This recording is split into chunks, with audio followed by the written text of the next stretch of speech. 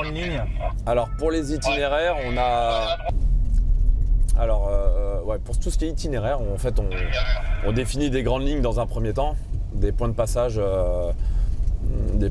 qu'on va choisir, qu'on va décider de prendre ou de ne pas prendre en fonction de ce qu'on va avoir en face de nous en fait. D'accord. Et tout ce qui est, admettons, voies cyclables, des petites routes comme ça, c'est des choses que vous prenez ou pas du tout là? Alors ça, Parce que là, comment tu fais là? T'as la voie de gauche, mais... Alors dans une situation comme celle-ci, là, ouais. Clairement, on sait très bien que le véhicule, il va pas passer sur la piste cyclable. Donc Clément, lui, trouve une solution pour se porter au feu, puisque là, clairement, c'est un feu qui nous bloque. Donc Clément est passé par la piste cyclable, avec son 2 tons, son sifflet au cas où il y aura un vélo. Et là, il dit aux gens vraiment d'avancer. Voilà, ils avancent, même avec le feu rouge. Clément, il leur demande d'avancer, et nous, on avance tranquillement. Ah, le fameux feu rouge. Voilà. Putain, les pauvres, ils ramassent en pluie là.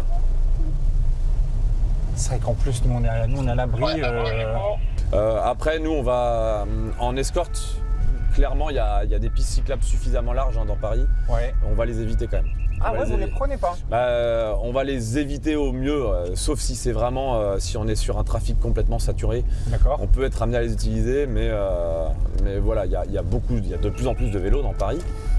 Et clairement, si on peut éviter les pistes cyclables, ça permet d'éviter des dangers. Hein. Les vélos sont bien dans leur piste cyclable, on va pas trop les déranger. Ça reste dangereux d'emprunter une piste cyclable. Ouais, surtout que bon... Dans Paris, le plus gros danger, ça va pas être les automobilistes, ça va être vraiment les piétons et les cyclistes. D'accord. On est souvent confronté à des piétons qui traversent, alors qu'ils ont le feu pour eux rouge, hein, qui traversent en plus avec leur téléphone à la main et un casque sur les oreilles. Donc c'est là où ça devient dangereux, c'est qu'ils n'entendent pas le 2 tons, ils n'entendent pas le sifflet et ils traversent au moment où il ne faut pas. Donc ça c'est quelque chose que nous on doit prendre en compte, hyper important, et c'est pareil pour les vélos. Tous les vélos ne sont pas respectueux du code de la route. Oui. Et ça nous on doit quand même le prendre en compte. Bah oui, parce que c'est beaucoup plus aléatoire, un vélo, il peut déboîter, bah tiens, bah voilà, la preuve en face.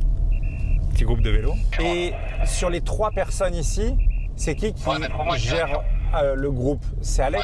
C'est Alexandre. Alors le pilote du véhicule, c'est pas forcément un gendarme.